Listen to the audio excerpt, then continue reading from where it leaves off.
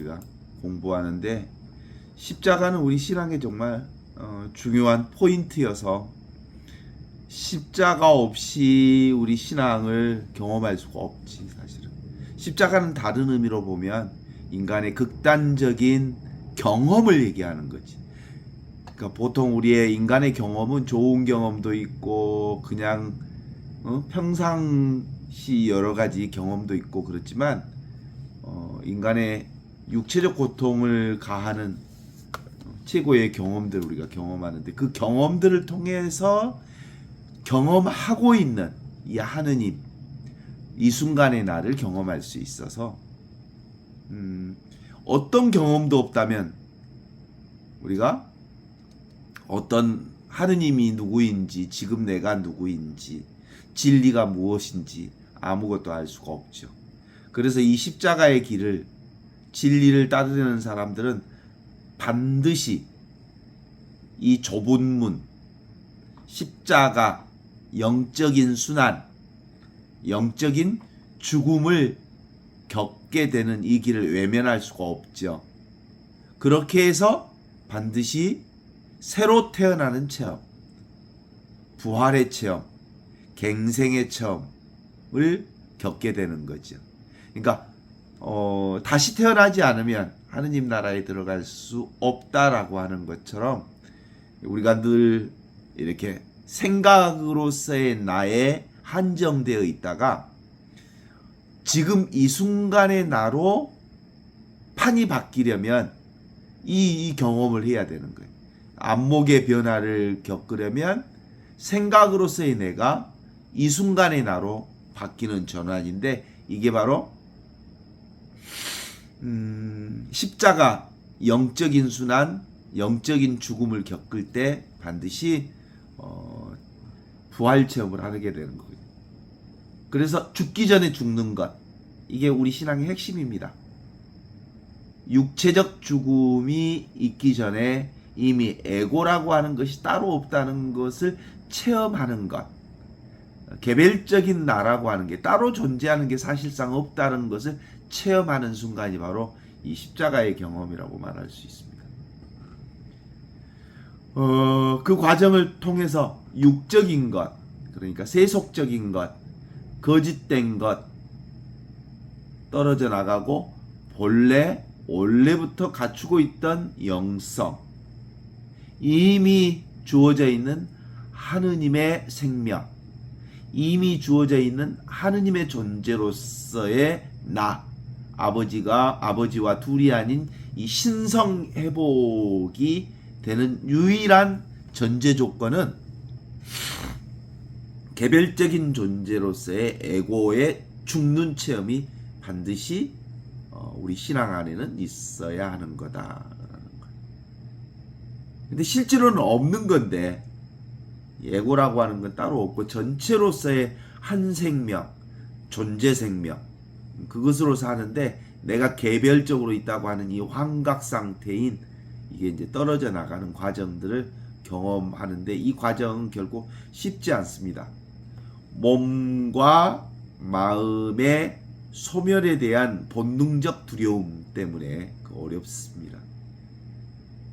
그 뿌리의 깊은 업의 구속력에서 벗어나는 것이란 정말 대단히 어렵지요. 우리는 끊임없이 내 몸과 마음이 나라고 하는 것으로 알고 살아왔거든요. 이 몸과 마음이 내라고 하는 것을 내려놓는다는 건 너무너무 힘들어서, 예수님도 공포의 번민에 쌓여서 내 마음이 죽을 지경이라 이렇게 토론하고 있었던 것을 기억합니다. 주님, 할 수만 있다면 이 십자가의 고난의 시간을 제가 겪지 않게 해 주십시오 라고 기도했던 것을 기억합니다. 다만 제 뜻대로 하지 마시고 아버지의 뜻대로 하십시오. 개별적인 내 에고로서는 인간적인 고통들을 견디기 쉽지 않습니다 라고 고백했던 것을 기억하시죠?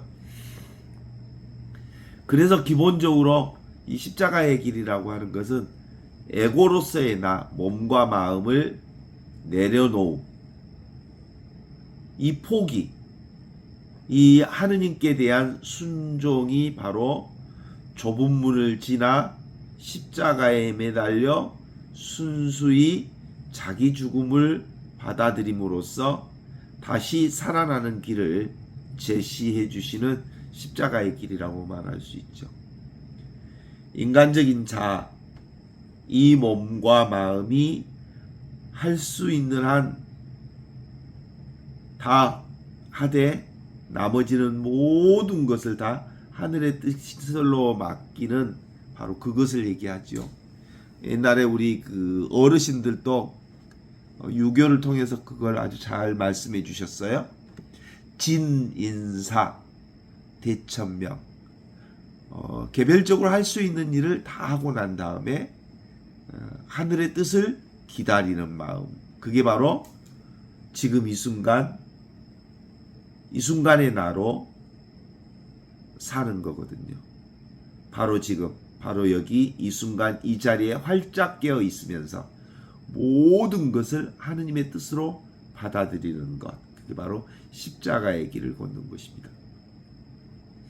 자신이 할 수 있는 일을 다 했다고 여겨지거든 이제 그만 포기하십시오. 내려놓으십시오. 하느님 아버지께 온전히 순종하십시오. 모든 것을 자기보다 더 거대한 이 하느님, 온전한 삶, 신성한 하느님께, 성령께 나를 온전히 내어 맡기십시오. 알 수 없고 잡을 수 없고 느낄 수 없는 이 아득한 심연 속으로 사라지는 듯한 공포와 두려움을 견디면서 온몸과 마음을 온전히 아버지께 내어 맡기는 것. 이게 십자가에 자신을 내어 맡기는 일이죠. 누구든지 제 목숨을 살리려는 사람은 잃을 것이요 누구든지 제 목숨을 잃는 사람은 살릴 것이다. 루카복음 17장 33절의 말씀처럼 예수님은 그를 따르는 제자들에게 내가 기도하는 동안 여기 앉아 있어라 라고 말씀하시죠. 여기 있으십시오.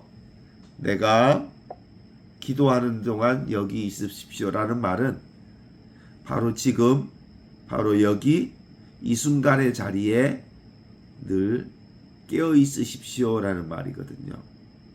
그러니까 우리가 살아야 할 몫의 가장 중요한 포인트는 지금 이 순간 나로서 사십시오. 이 순간의 나에게는 나의 자리는 고통도 슬픔도 울부짖음도 없는 자리입니다. 주로 과거나 미래에 빠져 있을 때 우리 인간의 고통 자리, 슬픔 자리가 있을 뿐 지금 이 순간에는 어떤 고통도 어떤 슬픔도 없습니다. 지금 이 순간 자리에는 살아계신 온전한 하느님이 나와 함께 계시는 자리, 그 자리이기 때문입니다. 유혹에 빠져 다시 감각을 만들어낸 환영의 꿈속으로 들어가지 마십시오. 늘 항상 깨어 기도하십시오. 눈을 뜨십시오. 한 치 앞도 보이지 않는 어둠 속에 떨어지는 듯한 절망 가운데서 버티다 보면 머지않아 여명의 하느님의 그리스도의 빛이 밝아올 것입니다. 이렇게 얘기하는 거죠. 그 자리가 어느 자리냐면 지금 이 순간의 나의 자리입니다. 어둠은 결코 이 빛을, 그리스도의 빛을 이 순간에 나를 이길 수 없습니다.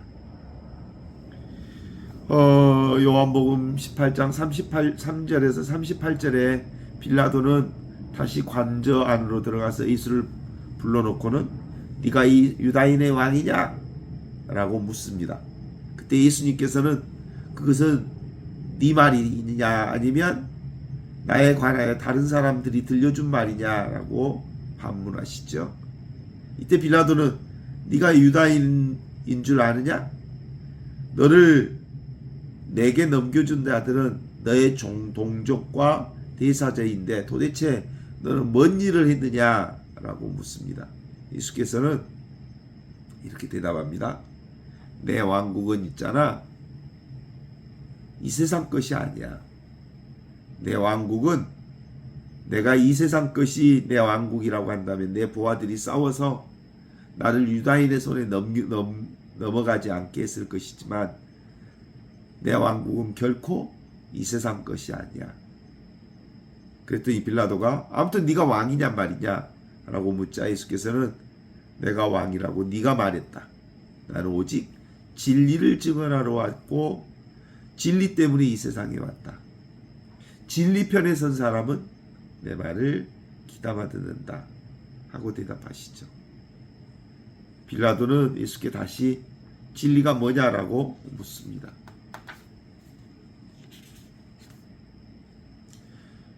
빌라도가 예수께 네가 유다인의 왕이라고 물을 때 그건 네 말이라고 말하는 것은 우리의 자아의식, 우리의 분별의식, 마음은 끊임없이 질문을 늘어놓는다는 말이죠. 우리는 의심이 끊어지지 않죠. 끊임없이 이게 그것인가, 이게 정말 그건가, 이게 맞는가, 정말 이것밖에 없는가 등등 끊임없이 내면에서 어떤 질문이 드러나는 것, 그게 다 에고의식을 얘기하는 겁니다. 모든 것을 판결하는 자일지라도 이 세상에 속하지 않는 것을 판단할 수는 없습니다. 스스로 아무런 확신이 없어서 어떤 판결을 내릴 수 있겠는가라고 말하죠. 유다인의 왕, 하느님의 아들, 진리, 깨달음 모두 다 네 말이다. 진리는 하느님은 말해질 수 없는 것, 설명될 수 없는 것, 그냥 지금 여기 이 순간 우리가 경험하는 그것뿐입니다. 빌라도는 마지막으로 이렇게 묻습니다. 진리가 무엇인가? 근데 예수님은 아무 말도 하지 않습니다. 예수님의 이 침묵은 귀 있는 자는 듣고 눈 있는 자는 보아라라는 말이 들어있습니다. 당신은 이미 그것을 진리를 듣고 있었고 이미 그 진리를 보고 있습니다. 당신 자신이 이미 진리 자체이기 때문입니다. 그런데 당신 스스로 그것을 들은 채 만 채 못 본 채 있습니다. 당신이 그를 팔아넘겼고 당신이 십자가에 그를 매달았습니다. 진리가 뭔가? 이제 우리가 그 진리가 무엇인가에 대해서 대답할 차례가 된 거죠. 진리가 무엇이냐? 다시 한번 읽어봐요. 마리안나 자매님 18장 38절부터 다시 한번 읽어봐요. 빌라도는 예수께 진리가 무엇인가 하고 물었다. 빌라도는 이 말을 하고 다시 밖으로 나와 유다인들에게 나는 이 사람에게서 아무런 제목도 찾지 못하였다. 과할절이 되면 나는 너희의 관례에 따라 죄인 하나를 놓아주곤 했는데 이번에는 이 유다인의 왕을 놓아주는 것이 어떻겠느냐. 네, 그러니까 여기까지. 집요하게 빌라도가 진리가 뭐냐라고 묻는 것은 빌라도가 사실은 고민하고 있는 거예요. 예수에게 도무지 죄라고 하는 걸 찾아볼 수가 없어요. 그래서 자신이 죄 없는 사람을 재판해야 되는 불법 재판에 자신이 동원되어 있다는 사실을 알고 있기에 빌라도는 그의 고민을 예수에게 이렇게 묻는 거죠. 진리가 뭐냐? 나는 예수에게서 도무지 아무런 죄도 찾지 못했다라고 선언함으로써 빌라도의 입을 통해서 예수는 원래부터 죄 없는 사람이라고 하는 무죄 선언을 하는 것과 같은 거지요. 베드로전서 2장 22절에도 이렇게 기록되어 있어요. 그리스도는 죄를 지은 일이 없고 그의 말씀대로 아무런 거짓의 흔적이 없었다. 그분은 모독을 당하면서도 모욕으로 갚지 않으시고 고통을 당하면서도 이업하지 않으시고 정의로 심판하시는 하느님께 모든 것을 맡기셨습니다. 이렇게 기록되어 있거든요. 그런 것처럼 빌라도 스스로가 유대인들과 종교 지도자들의 압력과 더불어서 유대인들의 여론의 압력에 의해서 어쩔 수 없이 예수를 빌라도 재판에 세워 놓고 있다는 사실을 이제 보고 있는 거죠. 그렇게 해서 빌라도는 어떻게든 예수를 풀어줄 생각을 가지고 있었어요. 19장 1절에서 3절까지 한번 읽어주세요. 빌라도는 안으로 들어가서 부하들을 시켜 예수를 데려다가 매질을 하게 하였다.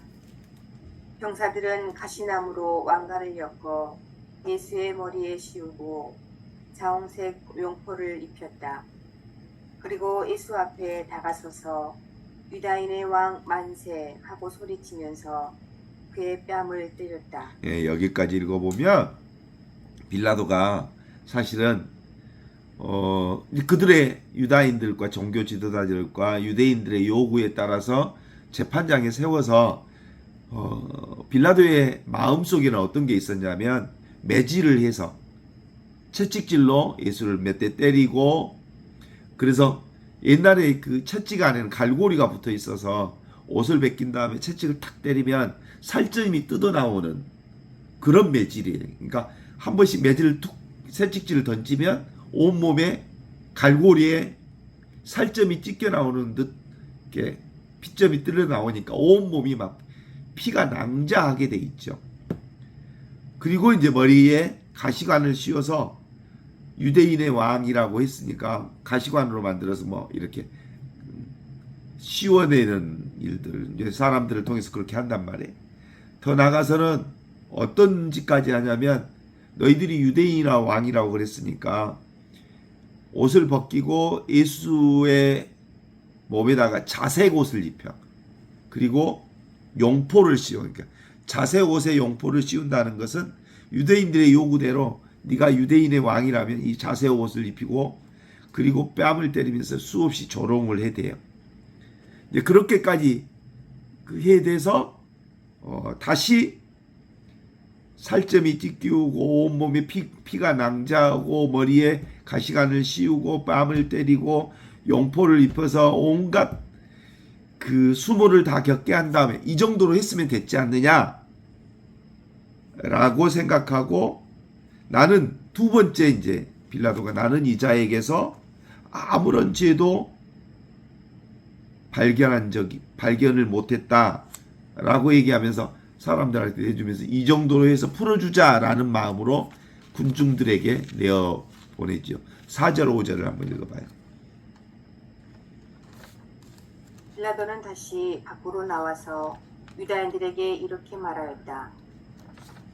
그를 너희 앞에 끌어내 오겠다. 내가 그에게서 아무런 혐의도 찾아내지 못했다는 것을 너희도 이제 보면 알 것이다. 예수께서는 가시관을 머리에 쓰시고 자홍색 용포를 걸치시고 밖으로 나오셨다. 빌라도는 사람들에게 예수를 가리켜 보이며 자, 이 사람이다. 예, 여기까지. 그러니까 이렇게 충분히 모욕을 시키고 모욕을 주고 침을 뱉고 가시관을 씌우고 용포를 씌우고 피가 낭자하게 요 정도로 하면 풀어줄 거라는 생각으로 이렇게 풀어줄 생각이 있었단 말이에요. 자, 이 사람을 보라 라고 얘기합니다. 이게 이제 라틴어로 액체 호모라고 그래요. 옛날에 우리 신학교 때 이 액체 호모라는 주제로 그 축제를 신학교 축제를 열은 적이 있는데, 자, 이 사람을 보라. 액체 호모. 지금 우리가 이 성경을 쭉 읽어보면 당대의 그 모습들을 그대로 상상할 수 있죠. 지금 여기서 이 순간 예수님의 그 거친 숨소리, 호흡소리, 그리고 영화의 장면처럼 이렇게 특별히 이렇게 보지 않았어도 패션 오브 크라이스트라고 하는 영화를 보기는 했지만 얼마나 리얼한 모습을 우리가 지금 상상할 수 있잖아요. 이런 상황에 사람들에게 이렇게 이 험악한 이렇게 피투성이의 이 사람을 보라. 나는 이 사람에게서 어떤 죄도 찾아내지 못했다라고 빌라도가 또 한편 유대인들에게 이렇게 나서죠. 그 유대인의 반응을 한번 봅시다. 6절 읽어주세요. 세대들과 경비병들은 예수를 보자마자 십자가에 못 박으시오, 십자가에 하며 큰 소리로 외쳤다. 그러자 빌라도는 그러면 데려다가 너희의 손으로 십자가에 못 박아라. 나는 그에게서 아무런 제목도 찾아내지 못하였다 하고 말하였다. 네, 이렇게 얘기하잖아요. 그런 그 험악한 그렇게 수모를 겪는 예수의 상황을 앞에다 벌쳐놓고 얘기하죠. 이 사람이다. 그런데 반응이 달라요. 십자가에 못 박으시오. 십자가에 못 박으시오. 그러자 빌라도는 데려다가 너희 손으로 십자가에 못 박아라. 나는 그에게서 아무런 죄도 발견하지 못해. 이게 바로 빌라도가 세 번째 무죄 선언을 하는 거예요. 나는 아무런 죄도 발견하지 못했다. 이게 바로 천주의 어린 양에 대한 모습을 그대로 우리가 확인할 수 있어요. 죄 없이 죄를 위해 당신 스스로의 목숨을 바치신 예수님의 모습이죠. 무죄한 이의 죽음을 우리가 볼 수 있습니다. 우리는 우리의 죄 없음을 선언하시는 부분입니다. 우리의 죽음이 없다라고 하는 사실을 선언하는 부분이죠. 당신의 죽음으로 죄 없음을 선언하고 당신의 죽음으로 죽음이 없음을 선언하는 구원의 역사를 우리가 여기서 확인해 볼 수 있습니다. 죄라고 말하는 것은 인간의 생각일 뿐, 죽음을 죽음이라고 말하는 것은 인간의 생각일 뿐, 인간은 원래부터 죄도 없고 죽음도 없는 온전히 구원 자체인 상태로 이 세상에 왔습니다. 죄라고 선언하거나 죽음이라고 선언하는 것은 인간이 말하는 말일 뿐입니다. 인간의 언어를 통해서, 인간의 생각을 통해서 죄와 죽음을 만들어낸 거죠.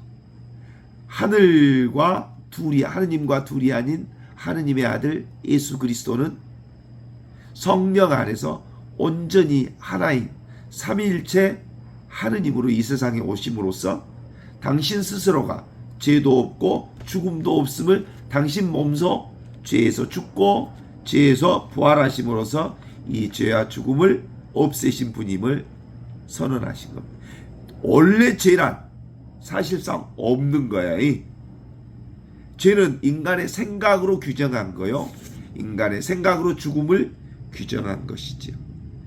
죄와 죽음은 근본적으로 인간이 만들어낸 지옥의 세계를 엮어내고 있는 것입니다. 예수님은 잘못된 유대인의 종교심이, 율법이 이 죄와 죽음의 희생자를 만들어냈음을 선언하는 것입니다.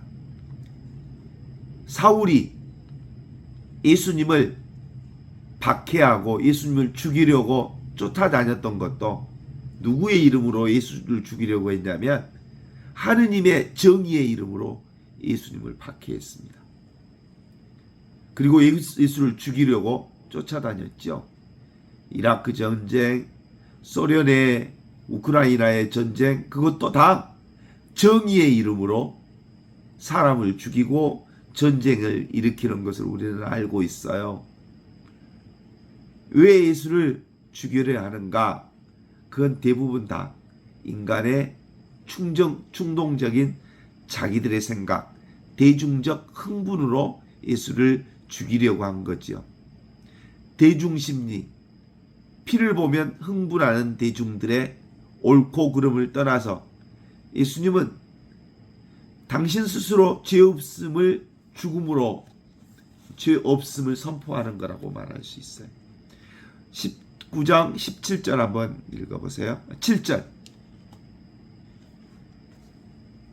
유다인들은 또다시 우리에게는 율법이 있습니다. 그 율법대로 하면 그 자는 제가 하느님의 아들이라고 했으니 죽어 마땅합니다 하고 대꾸하였다. 예, 봐봐요. 제가 하느님의 아들이라고 해서 했으니 죽어 마땅합니까? 마땅합니다라고 율법을 빗대어서 당대에 율법이라고 하는 이름으로 예수를 죽인 거예요. 빌라도는 8절 한번 읽어봐요. 빌라도는 이 말을 듣고 더욱 두려운 마음이 들어 예수를 데리고 안으로 들어가 도대체 너는 어디에서 온 사람이냐 하고 물었다. 그때 예수님은 아무 말도 하지 않지요. 빌라도가 사실상 빌라도는 예수를 죽일 마음이 없어요. 죄를 찾아낸 적이 없고 그런데 빌라도는 계속해서 압력을 받고 있잖아요. 누구에게? 유다인들하고 종교인들에게. 그러면 당신이 이 사람을 죽이지 않으면 그 가이사르라고 하는 로마의 총독의 사람이 아니다 라고 하는 것을 협박해 대면서 그래서 네가 정말 어디서 온 사람이냐 라고 묻는데 예수님은 아무런 대답도 하지 않습니다. 10절 11절 한번 읽어보세요. 나에게도 말을 하지 않을 작정이냐? 나에게는 너를 놓아줄 수도 있고 십자가 처형에 처할 수도 있는 고난이 있는 줄 모르느냐? 빌라도의 이 말에 예수께서는 이렇게 대답하셨다. 내가 하늘에서 고난을 받지 않았다면 나를 어떻게도 할 수 없을 것이다. 그러므로 나를 너에게 넘겨준 사람의 죄가 더 크다. 네네. 그러니까 이제 예수님이 너는 어디서 도대체 어디서 왔냐라고 물어보는데 침묵해 버리니까 빌라도가 화가 난 모습이 역력하지요. 그러면서 자기가 어떤 사람인지를 사람들에게 예수님에게 제시하지요. 나는 세속 권력을 가지고 있다. 내 권력이면 너는 내 손에 내가 죽일 수도 있고 살릴 수도 있다. 그렇지만 이 세속 권한을 가지고 있는 빌라도 앞에 예수님은 초연한 상태를 연출하지요. 나는 이 세상 사람이 아니다. 나는 이 세상에 살지만 이미 이 세상 사람이 아니야. 만일 내가 이 세상 사람이라면 이 세상의 권력을 가지고 있었다면 내 제자들이 나를 죽지 않게 했을 거다. 이렇게 얘기하면서 예수님은 근본적으로 이 세상의 고난을 가지고 온 사람이 아니고 온전히 하느님의 고난을 가지고 있는 사람이다 라고 하는 얘기를 하는 거죠. 그리스도인의 고민은 그래요. 이 세상 사람들의 관점으로 보면 뭐예요?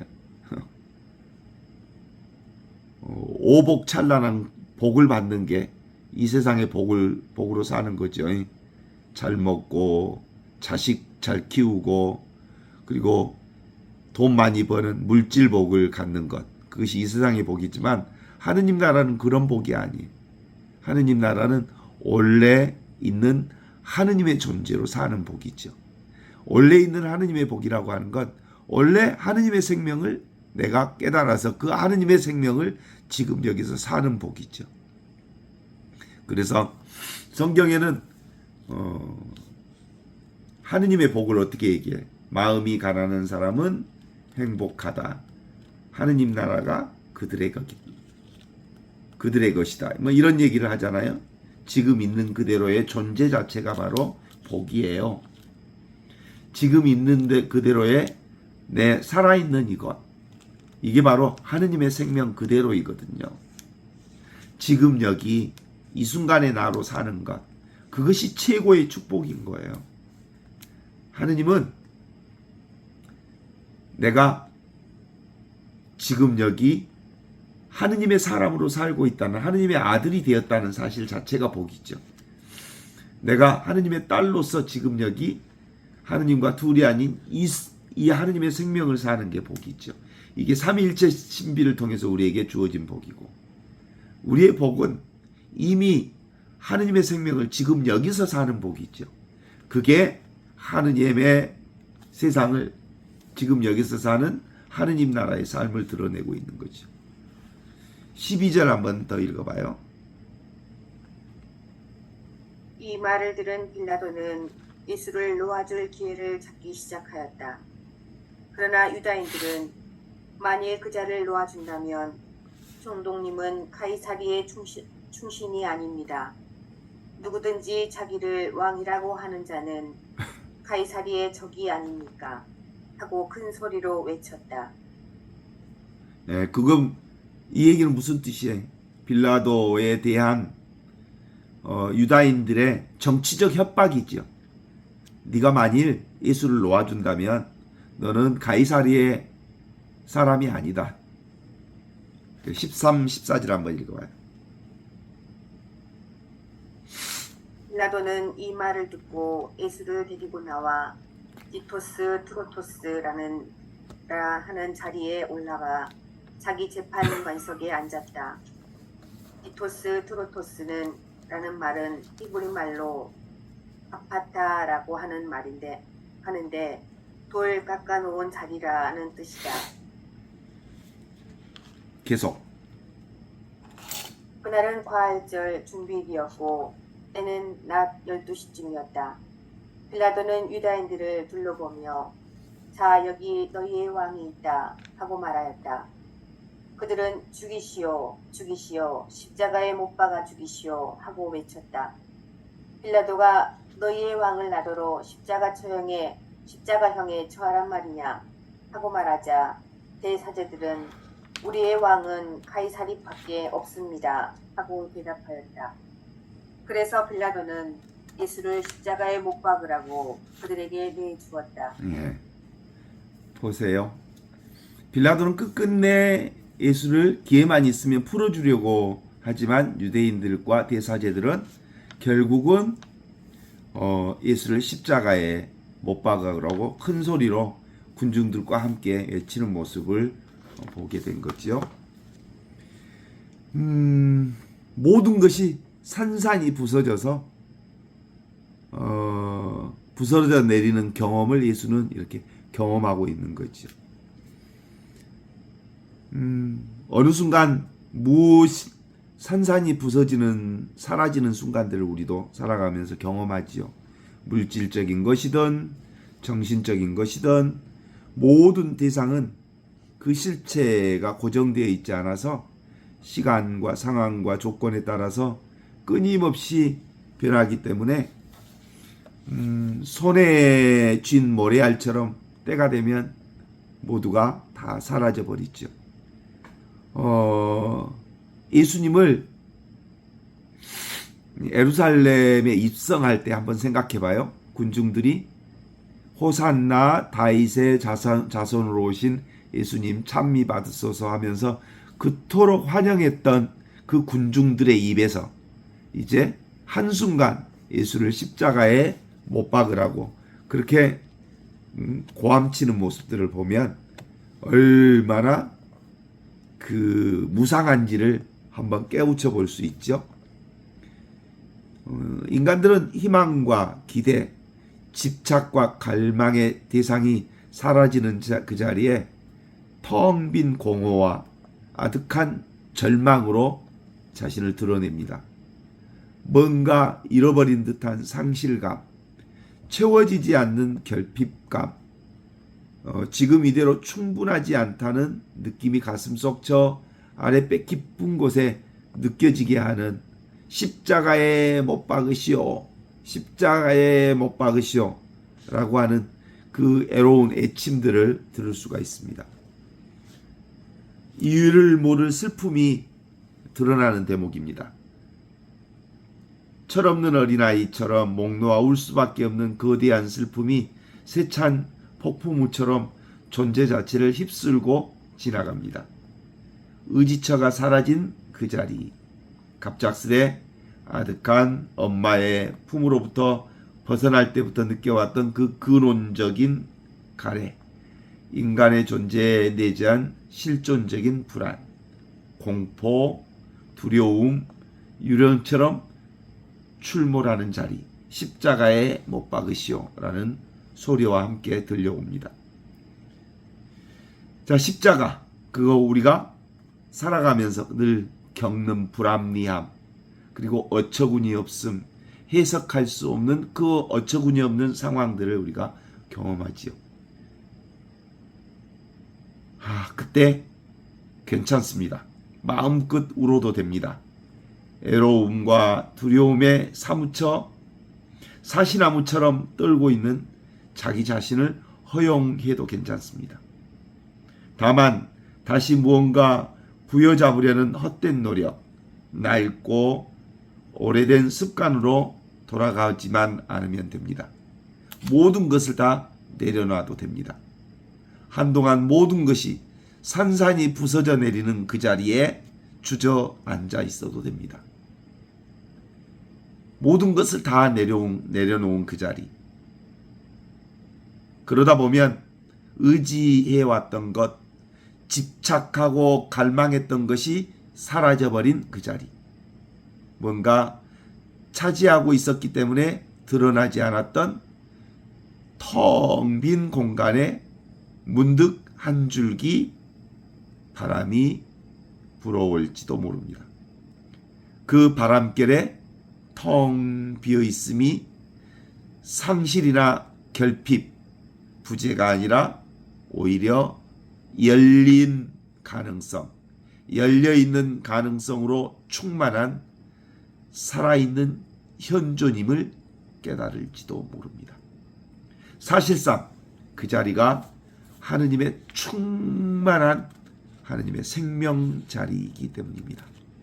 아무것도 없지만 충만한 하느님의 생명 자리가 바로 그 자리입니다.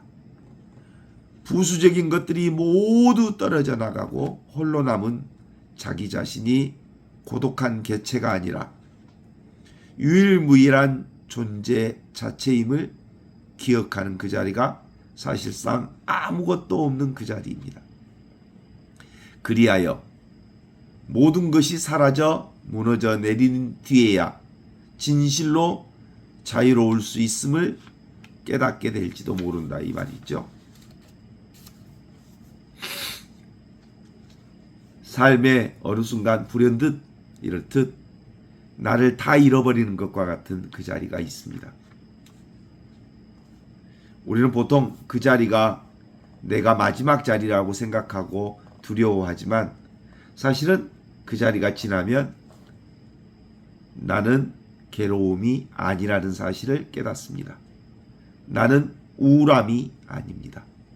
나는 불안함이 아닙니다. 나는 두려움 또한 아닙니다. 진정한 나는 그러한 느낌, 그러한 감정, 그러한 생각들이 일어나는 바탕이자 그러한 느낌, 그러한 감정, 생각들에 대한 자각 자체이요, 존재 자체이요, 인식 그 자체입니다. 참된 나는 없는 채로 있는 그 나입니다. 없기 때문에 진실로 있는 것이 하느님과 둘이 아닌 이 나입니다. 천지가 창조되기 전이라 이 말은 분별심이 일어나기 이전이라는 말이거든요. 이 세상이 창조되기 전부터 있었던 말씀, 노고스가 지금 여기 이렇게 아무것도 아닌 채로 충만한 나로 온전히 생명력 가득한 하느님의 생명으로 지금 이 자리에 이렇게 있습니다. 괴로움, 우울함, 불안함, 두려움이 오고 가는 순간에도 언제나 늘 변함없이 그 벽의 배경으로 오고 가지 않는 그 자리, 늘 항상 있는 그 자리, 천지창조부터 있었던 그 자리가 참된 나라는 것을 확인하는 것입니다.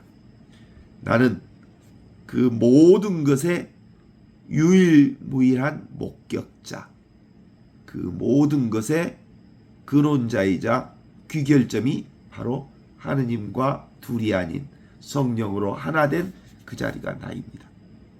모든 것은 나에게서 발생해서 나에게로 돌아옵니다.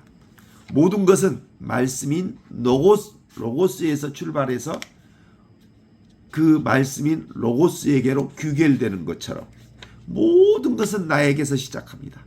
그리고 모든 것은 결국 나에게로 돌아옵니다. 하지만 나는 언제나 지금 여기 이 순간의 나로 늘 이대로 그대로 지금 이대로 이렇게 있습니다. 세상의 모든 것이 나에게서 등을 돌리고 아득한 나락에 빠져 더 이상 헤어나올 수 없을 때조차 진정으로 참된 나는 그 순간에도 스스로 환하게 빛나는 그리스도의 빛으로 나와 함께 있습니다. 그게 로고스의 자리요 임마누엘 하느님의 자리이기 때문입니다. 한시도 나는 나를 떠나지 않습니다. 내가 나를 떠난 적은 도무지 없습니다. 특정한 느낌과 감정, 생각과 동일시되어 매몰되어 있을 때에도 참된 나는, 배경으로서의 나는, 존재 나는 그 모든 상황을 완전한 침묵 속에 있는 그대로 목격하고 있는 그 나가 진정한 의미의 나인 것입니다. 있는 것 같지만 사실은 없는 나 대신에 없는 듯 하지만 분명히 있는 진정한 나에게 모든 것을 맡기십시오. 그게 바로 하느님과 둘이 아닌 성령으로 하나 된 나입니다. 그 자리가 이 순간의 나입니다. 작은 나의 의지와 욕망, 분별을 쫓지 말고 지금 여기 있는 그대로의 나를, 이 순간의 나를 진실로 받아들이십시오. 이 순간의 나뿐이기 때문입니다. 스스로 분리시킨 작은 나, 개별적인 나에 의지하지 말고 그 개별적인 나를 유지, 보호하기 위해 온갖 수고와 갈등에서 벗어나 진정한 나, 오고 가지 않는 나, 배경으로서의 나, 늘 항상 있는 나, 언제나 있는 이 나에 평안하게 자리 잡으십시오. 이 자리가 야훼는 나의 목자, 아쉬울 것 없나이다 라고 했던 그 자리입니다. 그 자리가 바로 성 아우구스티누스가 내가 하느님과 온전히 하나 되기 전까지는 나는 늘 불안했습니다. 나는 그분을 만났을 때 비로소 내가 온전한 안식처를 찾았습니다 라고 말하는 그 안식처 자리가 배경으로서의 나, 지금 이 순간으로서의 나, 항상 있는 이 자리입니다. 그래서 이 자리에 있을 때 인간은 진정으로 안식을 누릴 수 있습니다. 이게 주님의 안식 자리입니다. 나는 그냥 나인 나, 스스로 있는 나라고 하는 나입니다. 나와 나 아닌 것 사이에 그어놓은 쓸데없는 허상, 경계선 같은 것은 도무지 없습니다. 나는 온전히 그냥 존재 자체일 뿐입니다. 나는 그냥 이 인식 자체일 뿐입니다. 나는 그냥 이 그리스도의 빛 자체일 뿐입니다. 나는 그냥 지금 이 순간의 나로 존재하는 그 존재일 뿐이기 때문입니다. 나를 나 아닌 것에 여는 것, 그것이 내어 맡김, 받아들임, 진정으로 나를 수용하는 수용입니다. 진정한 의미의 하느님과 내가 둘이 아닌 하나의 지점은 이 순간에 나로 있는 그 자리일 뿐입니다. 영원한 생명, 근원적인 평화는 늘 이 순간에 나로 있을 때 가능합니다. 삶이라고 하는 것은, 살아있음이라고 하는 것은, 생명이라고 하는 것이 도대체 무엇인가요? 그것은 바로 지금 여기 이 순간의 나로, 다르게 얘기하면 이 평범한 나로 사는 것입니다. 이 평범한 현존 그 자체가 바로 삶이요, 살아있으며 하느님의 생명이요 구원 자체인 것입니다. 이른 아침 희미한 여명 가운데 부지런한 새들의 울음소리가 들립니다. 나 지금 여기 살아있다는 소리입니다. 아직 서늘한 새벽 공기에 온몸에 소름이 돋습니다. 그거 역시 나 지금 여기 살아있음입니다. 지금 밖에 가을 풀벌레 소리가 들립니다. 지금 나 여기 이렇게 살아있음입니다. 잠시 어제의 기억이 떠오르고 오늘 해야 할 일에 대한 상념에 쳤습니다. 그건 역시 나 지금 여기 살아있음의 증명입니다.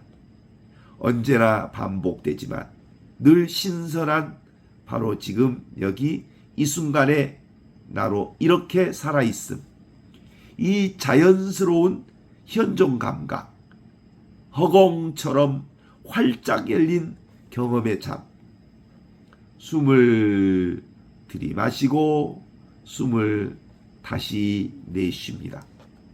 이거 역시 나 지금 이렇게 살아있는 나로 존재하는 증명입니다. 삶이 삶 자체를 증명하고 있습니다. 살아있음이 살아있음을 증명하고 있습니다. 생명이 저 자신을 경험하고 있습니다. 내가 나로 사는 것, 내가 나를 경험하는 것, 이 단순함, 이 평범함, 이 당연함 속으로 녹아 들어가십시오. 그것이 바로 나 지금 여기 이 순간의 나로 사는 것입니다. 이것을 그 십자가의 그 삼엄함 속에서도 예수 그리스도가 당당하게 보여주신 나 있음, 십자가를 통해서도 나 있음을 있는 그대로 보여주신 예수 그리스도의 십자가의 죽음, 그것은 당신이 당신 자신을 존재, 증명해내는 모습입니다. 우리의 수많은 오고 가는 경험 속에서도 절대로 오고 가지 않는 이 자리가 있습니다. 그 이 자리가 바로 지금 이 순간의 나로 존재하는 그 자리. 그 자리에는 슬픔도 고통도 그리고 그 어떤 것도 존재하지 않습니다. 오직 그 자리를 통해서 하느님의 온전한 하느님의 축복과 은혜와 사랑과 자비가 넘쳐 흐르는 자리입니다. 오늘 여기